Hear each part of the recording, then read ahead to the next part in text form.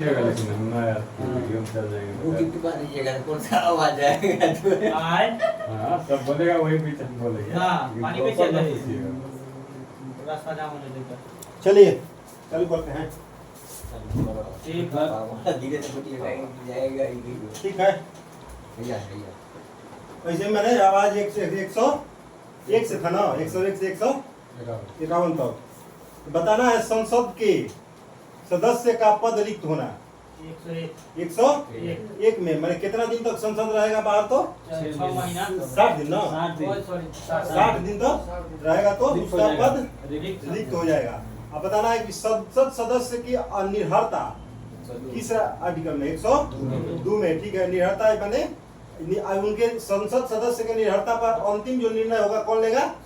राष्ट्रपति लेंगे। ठीक है, बताना है कि 103 में है संसद सदस्यों की निर्भरता के संबंध में प्रश्नों का विनिश्चय। ठीक है, उसके बाद 104 में योग्यता है इसका। हाँ, किसका? मतलब लोकसभा सदस्य का। जिसमें लिखा है कि 104 में है अनुच्छेद 99 के अधीन शपथ लेने या प्रतिज्ञान करने से पहले या निर्धारित किए जाने पर बैठने और मत देने की शक्ति, मैंने एथी के क्या बोलते हैं, लोकसभा सदस्य की। उसके बाद आ जाइए आर्टिकल, अब उसी में 104 में ही है संसद के सदस्यों की शक्ति, विशेषाधिकार, उन्मूलन में क्या शक्ति है क्या विशेषाधिकार। ठीक है, आर्टिकल 105 में अक्सर क्या लिखा है? इसमें भी संसद के सदनों की और उसके सदस्यों की समितियां की सत्ता और विशेषाधिकार आदि। ठीक है, बताना है कि आर्टिकल 106 में संसद सदस्य का वेतन भत्ता है। आर्टिकल 107 में विधेयक को पुनः स्थापित करना या पारित किए जाने के, माने कोई विधेयक है, कौन सा विधेयक? धन विधेयक माने पारित किया जाना या पूरा स्थापित करना, ये क्या है? 107 में दिया है। और उसके बाद आ जाइए 108 में संयुक्त अधिवेशन के बारे में चर्चा दिया है। 108 में संयुक्त अधिवेशन बुलाएगा कौन? राष्ट्रपति। और अध्यक्षता कौन करेगा? लोकसभा अध्यक्ष की संसद के तहत 118 के तहत। ठीक है, उसके बाद आ जाइए 109, आर्टिकल 109 में क्या है? धन विधेयक की विशेष प्रक्रिया। धन विशेष प्रक्रिया। और आर्टिकल 110 में धन विधेयक की परिभाषा। ठीक है, तो धन विधेयक होगा कि नहीं इसका निर्णय कौन लेगा? लोकसभा अध्यक्ष। और धन विधेयक को राज्यसभा में ले जाया जाएगा तो मात्र 14 दिन तक वो रोक सकता है, और पारित नहीं भी करेगा तो उसके बाद पारित समझा जाएगा और इसको राष्ट्रपति स्वीकृति दे देगा। और उसके बाद मैंने लौटा, राष्ट्रपति को वापस नहीं भेज सकता है इसको। राष्ट्रपति मतलब वापस नहीं दे सकता, राष्ट्रपति खुद। ठीक है, उसके बाद आ जाइए आर्टिकल 111, विधेयकों पर अनुमति और वित्तीय विषयों के संबंध में प्रक्रिया जो है राष्ट्रपति के नाम से होगा। माने राष्ट्रपति विधेयक पर अनुमति वित्तीय विषय के संबंध में देंगे। माने इसका संबंध आर्टिकल 111 में मतलब कि वीटो पावर, कैसे उसमें 3 वो है ना, आत्यंतिक, निलंबन और जेबी वीटो, 3 को वीटो प्रयोग करते हैं। तो जेबी वीटो का पहली बार प्रयोग डाक अधिनियम के 1986 में ज्ञानी जैल सिंह। ठीक है, उसके बाद आ जाइए आर्टिकल 112।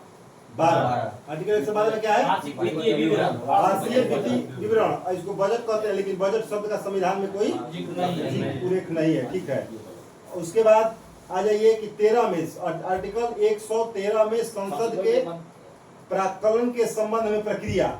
इसका मतलब कि किसी भी प्रकार के अनुदान राष्ट्रपति के नाम पर ही, माने राष्ट्रपति की सिफारिश पर ही होगा। ये आर्टिकल 13 में लिखा हुआ है कि संसद में प्रकरणों के संबंध में प्रक्रिया दिया है, और उसमें लिखा है कि माने किसी भी प्रकार का अनुदान हो चाहे जो भी हो वो राष्ट्रपति के सिफारिश पर ही होगा। आर्टिकल 114 में विनियोग विधेयक, और आर्टिकल 115 में अनुपूरक मांग, अतिरिक्त या अधिक अनुदान। ठीक है, उसके बाद आर्टिकल 116 में लेखानुदान। लेखा अब मैं बता रहा था ना, अब लेखानुदान का मैंने अब कोई जरूरत नहीं है। कहीं पहले होता था ना कि अंतिम सप्ताह में ना बजट जारी होता था फरवरी के, तो अब तो कर दिया पहला सप्ताह में कर दिया। तो वो बोलता है कि जब मैंने मान लीजिए बजट जारी नहीं हुआ है और कुछ पैसा का और आवश्यकता पड़ गया तो लेखानुदान के तहत पैसा और मैंने सरकार से मांगा जाता था। ये उसमें तो अब मैंने पहले सप्ताह में हो गया तो जारी हो जाता है पैसा। अब बता दीजिए 117 में है वित्त विधेयक। इसमें मतलब कहता है कि जो धन विधेयक है, सारे धन विधेयक वित्त विधेयक है, लेकिन सारे वित्त विधेयक धन विधेयक नहीं। क्वेश्चन पूछता है। हाँ ठीक है, वित्त विधेयक के संबंध में विशेष उपबंध। उसके बाद आ जाइए 118 में इसी में प्रक्रिया का नियमन है, मतलब कि लोकसभा अध्यक्ष करेगा संयुक्त अधिवेशन की अध्यक्षता, इसी में बताया गया है। ठीक है। आर्टिकल 119 में है संसद में वित्तीय कार्य संबंधी प्रक्रिया का विधि द्वारा विनियमन। विधि द्वारा माने विधि कानून बनाएगा उस पे संसद द्वारा। ठीक है। तो संसद में प्रक्रिया का है। उसके बाद आ जाइए 120 में सचिवालय की भाषा। हाँ, संसद में प्रयोग की जाने वाली भाषा हिंदी या अंग्रेजी, और बोल रहा है कि आप 22 भाषा में मैंने कोई भी जो संसद में लिखित है उसमें आप बोल सकते हैं किसकी अनुमति लेकर, लोकसभा अध्यक्ष की अनुमति लेकर आप अपने क्षेत्रीय भाषा में भी बोल सकते हैं, जो कि क्या बोलते हैं अनुसूची 8 में मैंने जो भाषा वर्णित 22 भाषा। ठीक है। उसके बाद आ जाइए 121 में संसद में चर्चा पर निबंधन, माने अब बताया गया है कि 121 में कि कुछ मामले में संसद में बहस नहीं होगा, कुछ ऐसा बिल है उस पर संसद में बहस नहीं होगा। ये आर्टिकल 121 में लिखा गया है। 122 में लिखा गया है कि न्यायालय के द्वारा संसद की कार्रवाई के जांच न किया जाना, माने संसद के मारपीट गाली गलौज कुछ कर दिया संसद में तो ओकर जांच ना होई, न्यायालय जांच नहीं कर सकता, समझो न्यायालय नहीं जा सकते हैं, संसद यूज करने वाले करेगा। संसद में ही अपना जो होना होगा उसके बाद सब पता। उसके बाद आ जाइए 3 में राष्ट्रपति की विधायी शक्तियां। राष्ट्रपति की विधायी शक्ति है क्या, आर्टिकल 123। आर्टिकल 23 के द्वारा क्या करेगा, अध्यादेश जारी करेगा। अध्यादेश जारी करेगा तो अध्यादेश पूछता है कि अध्यादेश अधिकतम कितने समय तक लागू रह सकता है।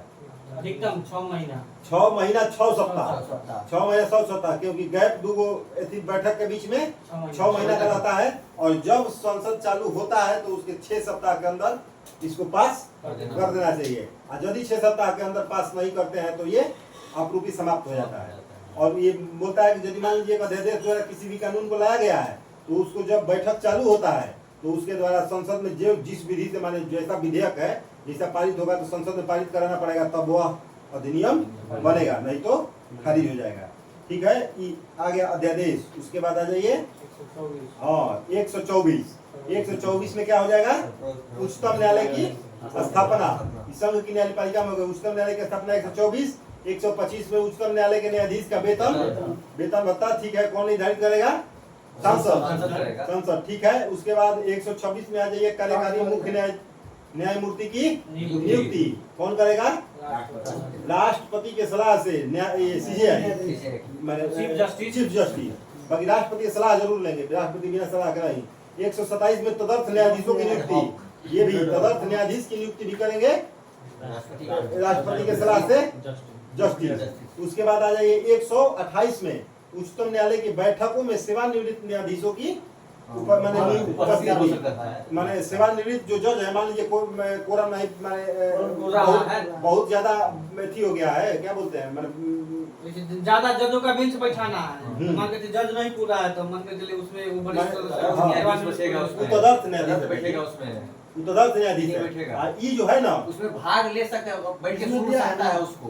सुनिए पहले बहुत ज्यादा काम हो गया सुप्रीम कोर्ट। हाँ, जब ज्यादा काम लोड आ गया सुप्रीम कोर्ट पर तब ये सेवानिवृत्त जज को, सेवानिवृत्त जज वो हाई कोर्ट से सेवानिवृत्त जज जो होंगे उनको आप लेके आइएगा। वो भी कैसे, हाई कोर्ट के चीफ जस्टिस से अनुमति लेने के बाद, और यदि उसका मन होगा फिर उस पे मैंने वो बता रहे थे सर कि मैंने जो सेवानिवृत्त जज को बुलाएंगे तो उसको बुलाएंगे कैसे, CJI लिखित सिफारिश पर, मुंह से बोल के ना आदेश नहीं देंगे, लिखित सिफारिश पर क्या बोलते हैं तदर्थ न्यायाधीश बना बता रहे हैं जज जो होंगे माने हाई कोर्ट में लिखित सिफारिश पर तदर्थ न्यायाधीश के लिए उनको बुलाएंगे।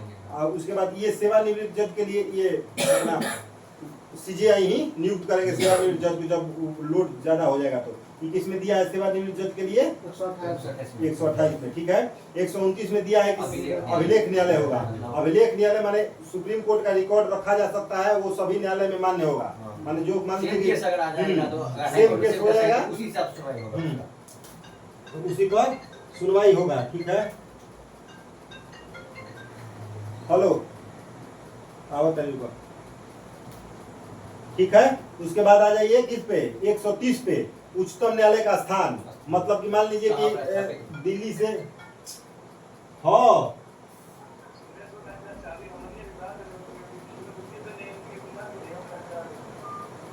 ठीक बा। और उसके बाद उच्चतम न्यायालय का स्थान मान लीजिए दिल्ली से अन्य जगह पर कहीं भी स्थापना करना है, उच्चतम न्यायालय का मान लीजिए बैठाना है, तो अभी तक 2 जगह पर बैठा है, श्रीनगर और हैदराबाद में, समझे ना। तो वो भी सीजीआई करेंगे राष्ट्रपति के सलाह पर, ठीक है। उसके बाद आ जाइए 132 में है, कुछ मामलों में उच्च न्यायालय से अपीलों में उच्चतम न्यायालय की अपीलीय अधिकारिता, माने संविधान की व्याख्या के, जैसे मान लीजिए हो रहा है संविधान का व्याख्या करना है, तो उच्च न्यायालय मान लीजिए कि काम हो रहा है, तो उसमें आप संतुष्ट नहीं है, तो ये व्याख्या संविधान का कौन कर सकता है? उच्चतम न्यायालय। ये 132 में दिया गया है। उसके बाद 133 में दिया है आपका क्या, अपीलीय न्यायालय सिविल मामला में, मान लीजिए सिविल मामला जो है जड़ जमीन जायदाद का हिस्सा, इसके मामले में मान लीजिए आप फैसला करवाए, लोअर कोर्ट आपको मैंने कह दिया कि नहीं इनका जमीन इनके पास है, तो फिर आप हाई कोर्ट जा सकते हैं। हाई कोर्ट पे संतुष्ट नहीं है तो इसके लिए आप सुप्रीम कोर्ट में भी अपील कर सकते हैं। माने अंतिम अपील आप सिविल मामले में 133 अनुच्छेद के तहत सिविल मामले में आप सुप्रीम कोर्ट में जा सकते हैं। और उसी में 134 है जो कि दंडी माने क्रिमिनल में फौजदारी में आपको मान लीजिए फांसी का सजा सुना दिया, कौन? पटना हाई कोर्ट, तो आपको अपील आप सुप्रीम कोर्ट में भी दिल्ली कर सकते हैं आर्टिकल 134 के तहत, समझे। ये हो गया फौजदारी में। अब आ जाइए क्या बोलते हैं 135 में विधिमान विधि के अधीन फेडरल न्यायालय की स्थापना, माने उच्चतम न्यायालय फेडरल न्यायालय की भी स्थापना कर सकता है। उसके बाद 136 में आ जाइए कि 136 में दिया है कि उच्चतम न्यायालय में उच्चतम माने किसी भी, इसमें जो दिया है कि सिविल या संवैधानिक हो या फौजदारी हो, माने कोनो हो, तो कोई भी है लास्ट अपील आप जाकर सुप्रीम कोर्ट में कर सकते हैं। ये 136 में दिया है। और उसके बाद 137 में ये दे दिया है कि सुप्रीम कोर्ट का न्यायिक पुनरावलोकन, माने अपना जो आदेश दिया है उस पर फिर से अमल कर सकता है। उसके बाद मान लीजिए कि गलत दे दिया है तो उसको फिर से सुधार भी सकता है। ये न्यायिक पुनरावलोकन 137 में दिया है। उसके बाद 138 में आ जाइए उच्चतम न्यायालय की अधिकारिता में वृद्धि, माने उच्चतम न्यायालय के अधिकार जो क्षेत्र है उसमें वृद्धि करने का अधिकार संसद को है। ये आर्टिकल 138 में लिखा है। उसके बाद 139 में कुछ रिट निकालने की शक्तियां उच्चतम न्यायालय में प्रदत्त किया जाना, जिसे मान लीजिए कि संसद के शक्ति का विस्तार करना, समझे। 5 को रीट उधर छोड़ के जितना भी रीट होगा ना तो 139 के तहत जारी करेगा, ठीक है। उसके बाद आ जाइए 139 जो है वो 5 को रीट है ना, 32 के तहत मूल अधिकार हनन होने पर अनुच्छेद 32 के तहत जारी होता है 5 को रीट, सुप्रीम कोर्ट जारी करता है। 139 कह रहा है कि फंडामेंटल राइट में जो 5 को रीट होता है उसको छोड़ के अन्य फंडामेंटल राइट से दूसरा कोई भी हो तो उसके तहत जो रिट जारी करना होगा तो सुप्रीम कोर्ट 139 के तहत जारी करेगा। 140 में उच्चतम न्यायालय की अनुसांगिक शक्तियां है। इसमें क्या बोलते हैं, हाई कोर्ट का अनुसांगिक शक्ति है, उसका माने एक्स्ट्रा शक्ति जो है ना सुप्रीम कोर्ट का, वो आर्टिकल 140 में। 141 में उच्चतम न्यायालय द्वारा घोषित विधि का सदस्य विधि का सभी न्यायालयों द्वारा अध्यापन होगा, माने उच्चतम न्यायालय कोई भी नियम बनाएगा, मान लीजिए कोई भी माने आदेश दे दिया तो वो सभी न्यायालय के लिए मान्य होगा, आर्टिकल 141। 142 में है उच्चतम न्यायालय की डिकियों और आदेशों का प्रवर्तन प्रकटीकरण आदि के बारे में आदेश, माने पूर्ण न्याय, इस सुधारात्मक याचिका, जैसे सुधारात्मक याचिका है ये आर्टिकल 142 के तहत आप उच्च न्यायालय में उच्चतम न्यायालय में डाल सकते हैं। 143 में राष्ट्रपति सुप्रीम कोर्ट से सलाह मांगेगा, लेकिन सलाह देना या नहीं देना सुप्रीम कोर्ट के अपने मन पे है, दे भी सकता है नहीं दे सकता है। मान लीजिए दे दिया तो मानना भी या नहीं मानना भी राष्ट्रपति के मन पर डिपेंड करता है, मान भी सकते हैं और नहीं भी मान सकते हैं। उसके बाद 144 में ये सिविल और न्यायिक प्राधिकरणों का उच्चतम न्यायालय की माने सिविल और न्यायिक प्राधिकारियों द्वारा उच्चतम न्यायालय की सहायता में कार्य करेंगे, माने कोई भी सिविल न्याय का कार्य हो या न्यायिक प्राधिकारी का कार्य हो उच्चतम न्यायालय में अपना माने उच्चतम न्यायालय उसके लिए कार्य करेगा, ठीक है।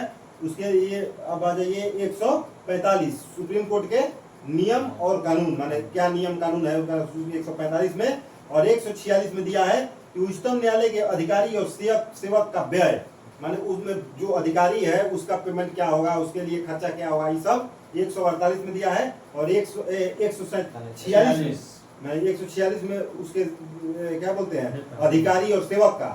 और उसके बाद अब आज ये नियम भाग अध्याय 5 में भारत का महालेखा नियंत्रक परीक्षक, उसमें भाग अनुच्छेद 148 में नियंत्रक महालेखा परीक्षक होगा। और 149 में महालेखा नियंत्रक परीक्षक के कर्तव्य और शक्ति लोक लेखा समिति के गार्डियनर के रूप में काम करता है लोक लेखा समिति। और उसके बाद लोक जो है अपना रिपोर्ट केंद्र में राष्ट्रपति को और राज्य में राज्यपाल को सौंपता है, ठीक है। उसके बाद 150 में हो गया संघ के और राज्यों के लेखाओं का प्रारूप तैयार करेगा, और उसके बाद 151 में हो गया संपरीक्षा प्रतिवेदन से ऊपर, ठीक है। कौन से रहेगा 152 से?